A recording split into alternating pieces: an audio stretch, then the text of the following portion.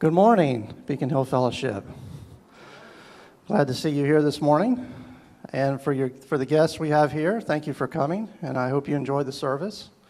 I also want to thank those of you who will be watching us online a little bit later. You know, this morning, since I've gotten here, I've been greeted by your usual friendly smiles, and it reminds me that here at the Beacon Hill Fellowship, although we're not perfect, we're just ordinary people doing our best to be a kind and welcoming community. And I'm glad to be a part of a community like that as we follow in the footsteps and teachings of Jesus. Each week we celebrate to say an ethos statement because we feel it emphasizes the things we value most here at the Beacon Hill Fellowship. So I invite you in joining with me as we read it together. Mary, yours are single here, is one family that mingles here. Conservative or liberal here, we all have a little here. Big or small here, there is room for us all here. Doubt or believe here, we all can receive here. Gay or straight here, there's no hate here. Woman or man here, everyone can here. Whatever your race here, for all of us grace here. In imitation of the remarkable love Almighty God has for each of us and all of us, let us live and love without labels. May the peace of Christ be with you. And also with you. Let us join and bow our heads in prayer. Lord, we are grateful to be gathered today to worship your holy name. We offer our worship and adoration to you, for you are worthy to be praised. We lift our voices together to offer you all that you are due. Thank you for bringing us together to worship in this place. Amen. Okay, I'm reading from Acts 7, 2 through 8. And Stephen replied, "Brothers and fathers, listen to me. The God of glory appeared to our ancestor Abraham when he was in Mesopotamia, before he lived in Haran. And he said to him, 'Leave your country and your relatives and go to the land that I will show you.' Then he left the country of the Chaldeans and settled in Haran. After his father died, God had him move from there to his country in which you are now living.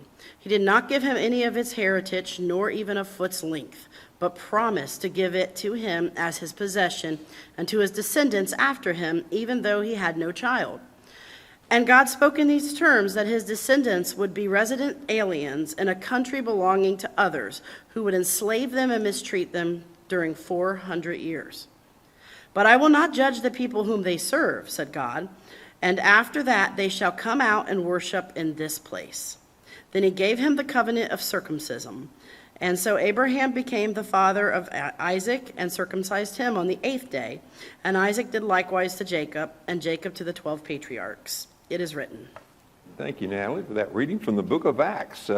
As we've been moving through these lessons in Genesis, I've tried to bring to you some examples of from the early Christian scriptures that we often call the New Testament, of how these ancient stories continue to be told and used in different ways. This story is an instance where Stephen has been arrested, if you remember that story, and from the book of Acts. And in that narrative, Stephen begins to kind of give an overview of the history of his ancient people, the ancient Israelites. And he starts, of course, with Abraham, and talks about how Abraham lived his entire life without actually possessing the land of promise. Later on, as he continues, and this is just the first part of Stephen's statement in the book of Acts, he ultimately gets to the point where God is much greater than any temple or particular piece of property, that God is with us anywhere we go.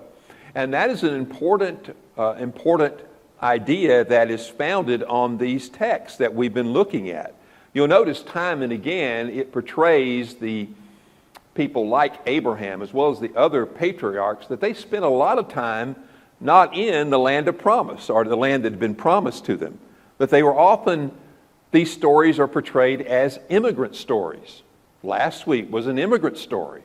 Abraham left the land that would be promised to his descendants in the future and spent some time in the land associated with the Philistines. You remember Abimelech from last week. Well, in the stories that we're going to look at today, he's still in the land of the Philistines. So this idea of the immigrant, that the ancestors of the ancient Israelite people being in a foreign land, but still having God looking out for them in that foreign land, and sometimes rescuing them from their own bad decisions, that's a theme throughout the entirety of the book of Genesis. It's easy to miss that. I've been telling you that the book of Genesis as we know it now, this also includes the first 5 books of the Bible called the Pentateuch, the 5 scrolls, the Torah, according to our Jewish friends, the instruction of God through Moses. This book of Genesis in particular was edited and redacted somewhere in the area about 450 years before the time of Jesus, and different independent sources were brought together into this one book. At least 3 different sources were brought together, and all of the sources emphasized, or at least the editor emphasized, through choosing these sources, those stories that told how God took care of people, the people of Israel in a foreign land, and their ancestors in a foreign land, and never left them in spite of themselves. Now, why would that be important to someone living around the year 450 years before Jesus? You want to know the reason why? Is because the editor or redactor of these stories was also trying to incentivize the people that were left of the Israelites, at that time the Judaites, to return from their Babylonian exile. They've been taken away, at least the elites have been taken away into a foreign land. And the ancient world people wondered if their God would still be with them in a foreign land. Because the ancient idea that there were gods all over the world and they had control over different parts of the earth. And if you left that part of the earth, maybe that God didn't have power anymore. Well, the reason these stories have been carefully crafted and edited and put together, and they emphasize so often that the ancient patriarchs, even though in a foreign land, God was still watching over them and taking care of them, was to say to the people about 450 years before the time of Christ who were trying to return to the land of promise from Babylonian captivity, the author is trying to carefully craft a total narrative that says, yes, our God can be with you anywhere. Anywhere. And he can even save you in spite of yourself and bring you back to the land of promise. Now that's the big picture. But and this is what we've been doing in recent weeks, and even last summer we did it as well, is looking at the particular stories and trying to go back and understand the stories from the perspective of how they were written originally, even before they were later edited and redacted into the form that we now know, the book of Genesis. So today we're going to look at the next story after last week. It's another story of Abraham in the land of the Philistines. This story, it is found in Genesis chapter 21, is a composite story of all 3 of those independent sources I've been telling you about, the Yahwist, the priestly source, and the Elohist source. Okay? All 3 of them are contained in this story. In the first 2 verses I'll read, it's a combination of the Yahweh source and the priestly source. And then beginning in verse 8 is all the Elohist source, and last all the way into deep into the next chapter, chapter 22. So I'm going to read the first part of this chapter, and then we'll talk about this story and how we might try to hear this story again freshly today. So in Genesis chapter 21, I read to you, and I'll translate the names that are used for God as they're understood in the Hebrew language. It says, Yahweh dealt with Sarah as he had said, and Yahweh did for Sarah as he had promised. Sarah conceived and bore Abraham a son in his old age, at the time of which God had spoken to him. Abraham gave the name Isaac to his son, whom Sarah bore him. And Abraham circumcised his son Isaac when he was 8 days old, as God commanded him. Abraham was 100 years old when his son Isaac was born to him. Now Sarah said, God has brought laughter from me. Everyone who hears will laugh with me. And she said, who would have ever said to Abraham that Sarah would nurse children? Yet I have borne him a son in his old age. The child grew, that is Isaac, grew and was weaned. That is, he reached the point where his mother stopped nursing him. And Abraham made a great feast on the day that Isaac was weaned. But Sarah saw the son of Hagar, the Egyptian, whom she had borne to Abraham, playing, literally laughing with her son Isaac. She said to Abraham, "Cast out this slave woman with her son, for the son of this slave woman shall not inherit along with my son Isaac."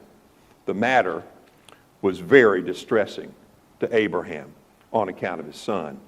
But Elohim said to Abraham, "Do not be distressed because of the boy and because of your slave woman. Whatever Sarah says to you, do as she tells you, for it is through Isaac that the offspring shall be named for you. As for the son of the slave woman, I will make a nation of him also, because he is your offspring." So Abraham rose early in the morning, took bread and a skin of water, that is a flask. They put them in skins back in those days to carry the water. She took the skin of water and gave it to Hagar, and putting Ishmael on her shoulder along with the child, or with the child Ishmael, and sent her away. And she departed and wandered around the wilderness of Beersheba. When the water in the skin was gone, she cast the child under one of the bushes. Then she went and sat down opposite of him, a good way off, about the distance of a bow shot. For she said, "Do not let me look on the death of the child." And as she sat opposite him, she lifted up her voice and wept. And Elohim heard the voice of the boy, and the angel of Elohim said to Hagar from heaven, "What troubles you, Hagar? Do not be afraid, for Elohim has heard the voice of the boy where he is. Come, lift up the boy and hold him fast with your hand, for I will make a great nation of him." Then Elohim opened her eyes, and she saw a well of water. She went and filled the skin with water, and gave the boy a drink. Elohim was with the boy, and he grew up, and he lived in the wilderness, and became an expert with the bow. He lived in the wilderness of Paran, and his mother got a wife for him from the land of Egypt. It is written.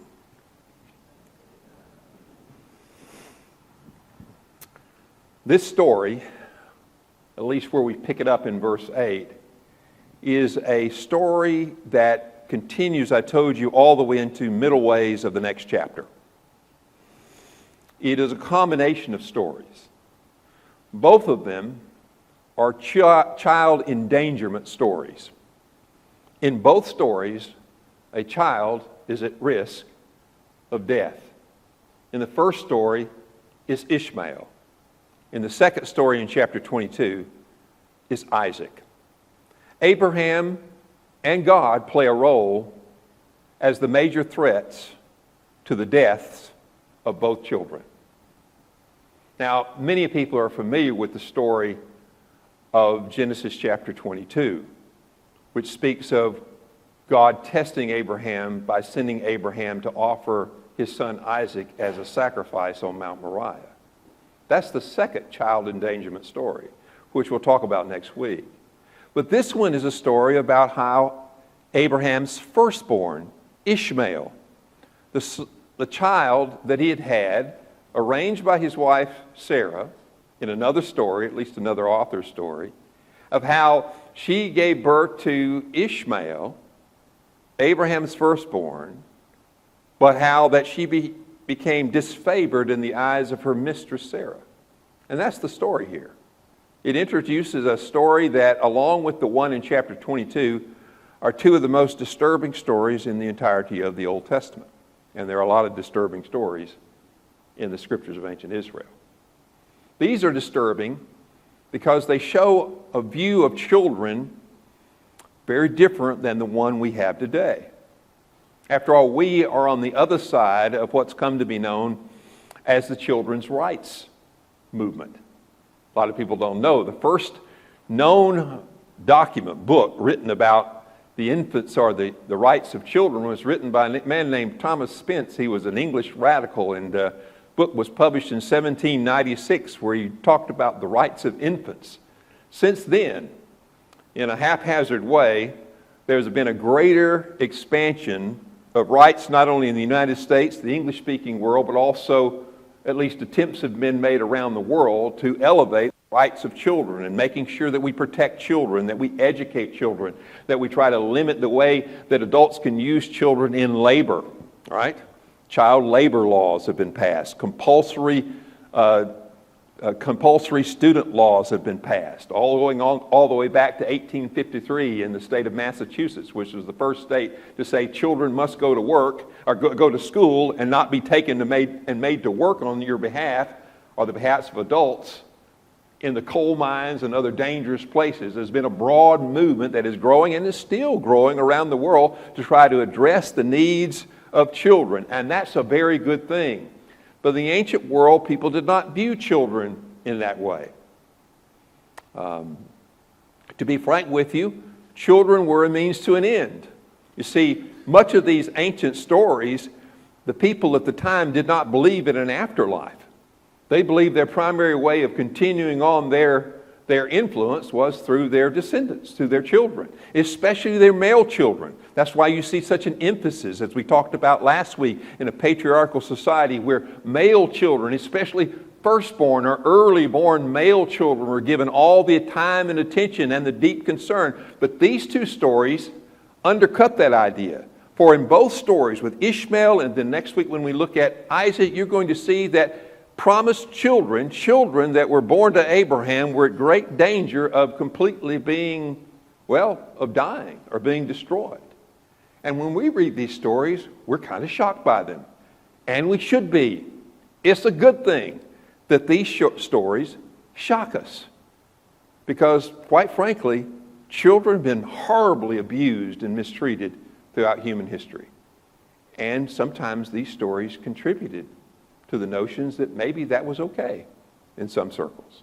But let's look at them. We'll start with this story. The story is of the birth of Isaac. Isaac is finally born. And you'll notice something I tell you each week, I try to emphasize each week, that the different authors have different ideas about how old people were in the ancient world. The priestly source always tells us that there were long ages, that everybody was really old when they did things. For example, we're told back in an earlier chapter, the priestly source, that Abraham was 99 years old when he was informed that Sarah was going to have Isaac. And it says there that Ishmael was 13 years old. Okay? That's the priestly source. Here it says at the very beginning of this chapter, according to the priestly source, that Abraham was 100 years old when Isaac was finally born. So how old would Ishmael be? Ishmael was 14. You got it, right? 14. Well, there's a problem. Well, it's not a big problem. It's easy to miss because the story we're going to see today is not from the priest at all. The story is from the Elohist. And instead of being a 14-year-old Ishmael, through much of the story, beginning with verse 8, Ishmael is actually a little boy, a little child. A little child that we're told that Abraham puts on Hagar's back and she carries him with a flask of water and a loaf of bread out into the wilderness, presumably to die. Okay? She's a little child when he's pushed under a bush and she moves a bow shot away from him. Bow shot's important because later on it'll say that Ishmael is an expert in the bow when he grows up. So she's a bow shot away because she doesn't want to see or hear her child cry because of his lack of water and food. So he's a little child in these stories. What's happening here? Well, the stories are told differently. They had different ideas about how old people were, and this is another example of that if you look really close. But what's going on here? Well, Isaac is born. He's weaned. He stops nursing. Abraham throws a big party, a feast, to celebrate the weaning of the child Isaac. And Sarah feels threatened by what she sees, for she sees Ishmael, whom she just simply calls the son of the slave woman, sees Ishmael laughing or playing with the little baby Isaac. All right? By the way, it's another play on the word Isaac, which means laughter. They're laughing together. She sees it. She becomes threatened. She becomes jealous once again, and she tells Abraham they've got to go. This slave woman, doesn't even call her by name. By the way, in the story earlier, she was the one who arranged the whole situation about Hagar becoming Abram's mistress and having the baby in the first place. But now she's jealous. She feels threatened by it and says that this slave woman and her slave son, her son, has got to go. Now, let me pause here and say, this story is not told with any concern about Hagar at all. After all, by today's standards, Abraham and Sarah were sex traffickers. After all, they had purchased Hagar, the slave girl, according to the stories. I don't know how literally we should read the stories, but according to the stories, Abraham had purchased Hagar while he was in Egypt, and that's mentioned all the way back in chapter 12. And now she's been brought into this family, and without her consent, she's been forced to have Abraham's child. By any standard today, Abraham and Sarah would deserve to go to prison. We don't tell that much, do we? We don't talk about those things much because we tend to read these stories, if we're not careful, and only think of the heroic faith of Abraham without seeing some of the very disconcerting ways that ancient people treated one another, and this is one example of it. Hagar has had a child that she's virtually been forced to have because she's been enslaved by two powerful people, at least more powerful than her, and now she has got on their bad side, at least the bad side of Sarah in the way the story's told, and she wants them disappeared. She doesn't care what happens with them. She wants them gone because this slave woman's son, it says, is not going to share in the inheritance with my son Isaac. So you see the dynamic there. So it says Abraham is very distressed about it because he loves his son Ishmael. He's his firstborn after all. He waited a long time even to have Ishmael. He didn't want to send him away. So it says Elohim intervened and tries to comfort Abraham. That is, God intervenes and tells Abraham it's going to be okay. Send her away just like Sarah says. I'll take care of it because I'm going to make Ishmael a great nation.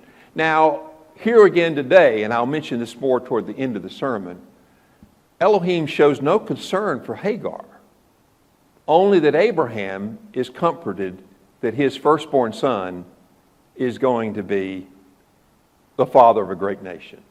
Hold that thought.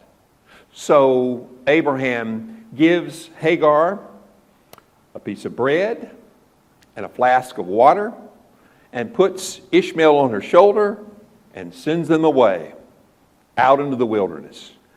By the way, we're not told at any point that Abraham ever said to her, oh, by the way, Elohim's going to take care of you. It would have been a small comfort anyway, right? They're sent out. They're cast off. They're basically discarded because they're no longer useful to Abraham and Sarah. And so they go. And there's a lot of pathos in the story. For it says, as they wander in this desert place, it says near Beersheba. The name Beersheba is important in this story for a lot of different reasons. Whenever you see the word B-E-E-R, beer or beer, it's not what you think it is. It's not Budweiser or Miller Lite or anything like that. It means a well, beer. Beersheba was a very important well in that part of the world. In the latter part of this chapter, which I didn't read, it actually tells you the story of how Beersheba was named. It means the well of the seven, because it says in the latter part of this chapter, which I didn't read and I won't spend much time on, it says that Abraham purchased or made a treaty with Abimelech, the Philistine king, that he could have this well at Beersheba, and he exchanged 7 ewe lambs, 7 lambs, to cut the treaty or to make the treaty. Beersheba is a very important place for the ancient Israelites because it was the southernmost boundary of the kingdom of Israel. That's important. Everybody who read this story or heard it originally would have known, Beersheba. This is how it came about. Well, she's wandering in this region even before apparently the well is named, but she doesn't know it's there. So in her wandering, she runs out of water. And she becomes so distressed because she believes that this is the end for her and her child, especially for her child. So she puts this small child, Ishmael, under a bush, and she travels a bow shot away. And I don't know how long a bow shot, however long they could shoot a bow back in those days. That's how far she got away. Why did she do it? Because she couldn't bear hearing the child cry. in its distress. You ever had a small child who was hungry and thirsty? She did not want to be near it because she had given up the child to death because she thought there was no hope. And then Elohim appears again to Hagar and tells her that indeed he is going to be a great nation. Again, even God in this story doesn't come off well because he shows no concern for Hagar. The only issue is he's concerned about Ishmael. Why? Because he's ultimately trying to keep Abraham in good standing. Okay? Not once is Hagar ever really acknowledged as suffering in this story. She's just a bit player in a bigger game. But the good news is, in the story at least, is that Elohim tells her that he has a plan. He has a future for her son Israel. And it says she looks up and she sees. Remember in the earlier story we looked at already? It was Bir Laharoi, the God who sees me, another well. This is a totally different well in this second telling or other telling of the story. It's Bir Sheba. And so she goes to the well. She gets the water to sustain her life and her child. And the rest of the story is Ishmael grows up to be a great skilled bow hunter and a man of the desert to the south of Beersheba. And that was the ancestral land of the Ishmaelite people. Now this story that I've just told you, I don't know how many of you have ever thought or heard of it before.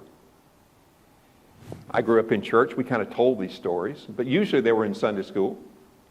And in Sunday school, we usually had a popular version of it. You know, like you tell these stories and you quickly try to figure out a way to make Abraham look as good as possible, which is hard to do in this story. Abraham and Sarah don't look good in this story. Certainly by our standards, they do not, as I've already mentioned. God doesn't look good in this story. That may shock you that I say that. But I want to talk about that a little bit. How God sometimes comes across in these ancient stories. If you've been around here long enough, you know that as I move through these lessons in Genesis and other parts of the Bible, I try to be honest with you and say, why does God often look so bad in some of these stories? See, I was never taught that way. I was taught God is always right and God is always good. And every time you come across God in the Bible, you have to say God is perfect and right and good in everything he does. So God is as good as he can possibly be in this story. But you have to understand something. God is a little different in the different stories depending on who you listen to. In the Yahweh story, God shows up in person. I tell you, he doesn't know everything. He sometimes gets a little befuddled and he gets confused and confounded about what he do. And he finally, sometimes even changes his mind, repents, and says he's sorry for some of the things he's done before. That's a different vision of God than I grew up with. But you find it in the stories of the Yahweh's version. In the priestly stories, God is above and beyond. He hardly ever wants to come down and touch the earth. He primarily deals to the priest in the temple, and making sure you offer the right sacrifices the right way in the right place, and always go to the priest for advice. In the Elohim story, it's a little different here. It's a different group of priests wrote them, and God appears the way he appears here. But when we come across these stories and we have to ask ourselves the question, is this the way the God who objectively exists that we believe in actually does things? And my response is, I hope to God not. You say, is it wrong to say this? How can we not? The problem with not acknowledging the way ancient people thought of God and the way often they thought of God in self-serving ways that just happened to re-endorse everything they wanted to do, or especially everything that powerful men want to do. The problem with just glossing over that and acting like it never happened is that other people come along and read these stories and they say, wait a minute, you believe God is like that? You believe it never occurred to Elohim of old that to say to Abraham and Sarah, nope, this was your problem, Abraham and Sarah. You created the mess. You own the problem. Hagar and Ishmael are your responsibility after you've made a mess of things. You keep them, you raise them, and you just have to get over it. That's what a good God would do, right? That's what a just and merciful God would do, in my view. Am I wrong?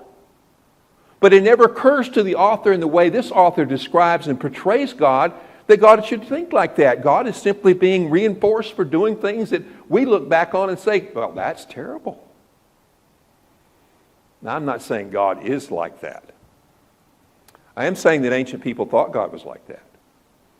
And I'm also saying we can't think of a God being like that anymore. We can't tell the stories and then gloss over them. Now, the good news is that most people have moved beyond that view of God. Even some of the more conservative Christians I know, they would never say God is literally like that. They would say God would object to human trafficking or sex trafficking, right? They say it, right? They make movies about it. But where do these ideas get so much play throughout human history? It's because a lot of people for years read these stories and looked at the way God was and thought, well, God must not really care about the way slave girls or the children born to them by powerful men. God must not really care about those things. Because here, look at this story. And do you know that has been done time and again throughout human history, time again throughout Christian history? I could take you to the antebellum South. Young slave girls and their children justified. You know why? You know why that behavior was justified? Well, here's Abraham and Sarah. Here's God doing this. I'm saying we can't do that. We've got to read our Bible differently today. We've got to think about God differently today. If we believe in a just and merciful God, sometimes we've got to go back and critique the way ancient people thought about God and say we can't think that way anymore. Because when we think about God in that way, we justify in our own hearts and minds ourselves being that way if we're not careful. Because people almost inevitably become like, to some degree, the gods they imagine. Think about that. So how you imagine God to be, if you're not careful, you'll be tempted to become just like that God. And so this story is the first child endangerment story.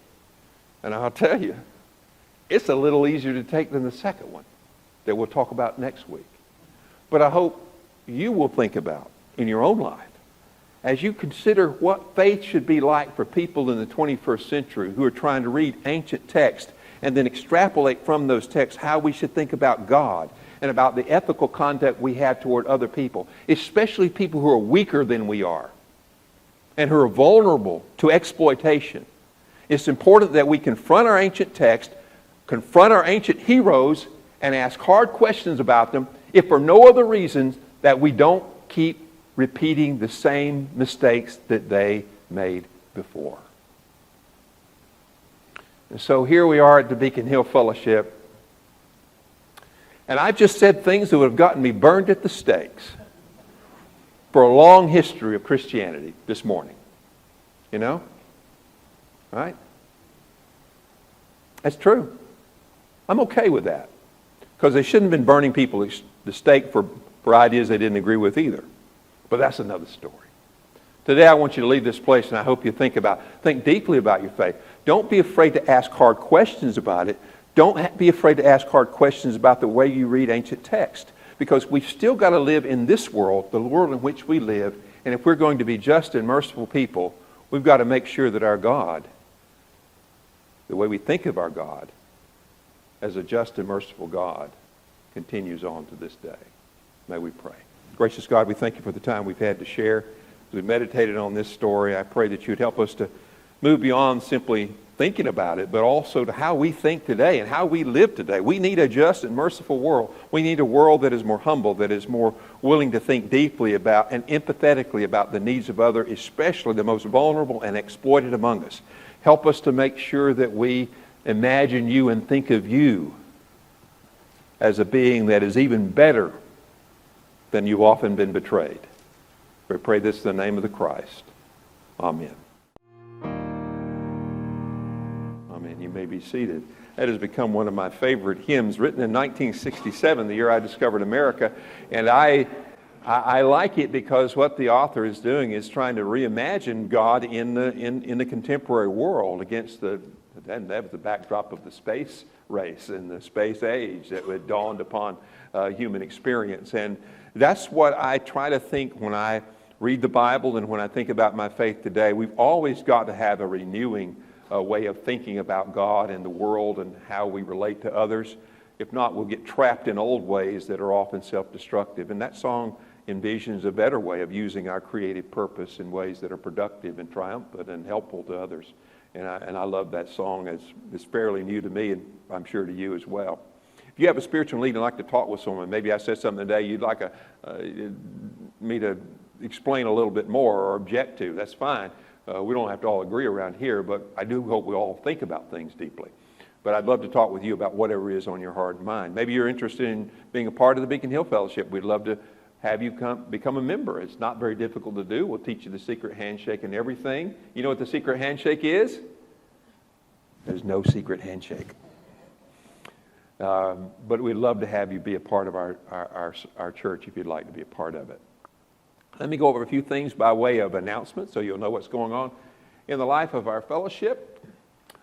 Peace, we talk about peace every week, and you've seen this before, so I won't spend a lot of time going back through it before, but we're in that part, or at least we're entering that time of listening, and you'll hear from us more about the house meetings coming up, but throughout the year, different things go on with the Polk Ecumenical Action Council for Empowerment. If you don't know enough about that, you can ask Terry Hutchins, she'll tell you about it, but coming up in September will be our house meetings.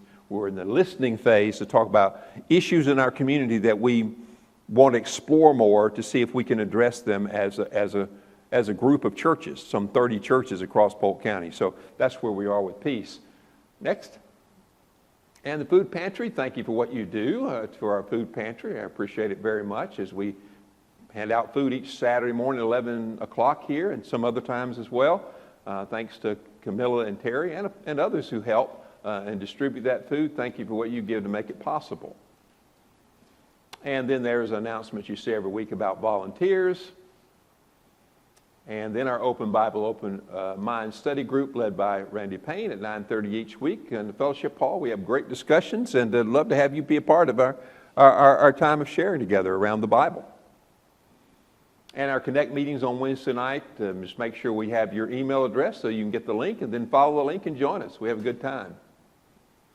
And that's how you can give, either in person with the offering plates that are on the table in the foyer, or by mail, especially for those watching by video, you might send your contribution in by mail. And then there's the Zelle app that you can use, and you can download the app if you have a smartphone, and you just go through that process, and you can send a gift to the Beacon Hill Fellowship if you have a compatible phone that will allow you to do that. Next, that's it. Nothing else, I invite you to stand. Thank you for being a part of our service today and thinking along with me about God and how we live in the world. We have on the screen behind me a blessing in the charge. It's a familiar one. It's taken from the scriptures themselves. So let's say these words together as we leave this place. The Lord bless you and keep you. The Lord be kind and gracious to you. The Lord look upon you with favor and give you peace. Amen.